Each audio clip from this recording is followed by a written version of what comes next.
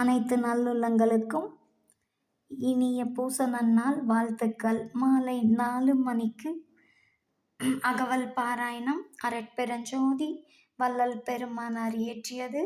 அனைவருக்கும் இன்று அருள் பிரசாதம்.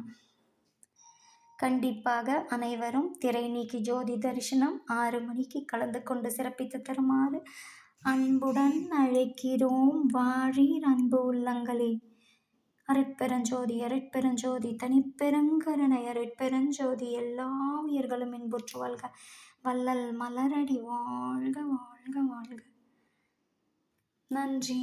வாருங்கள் அருளை பெற்றுக் கொள்ளலாம் அன்பு உள்ளங்களே. இன்றைய அருள் வள்ளலார் பிரசாதம்.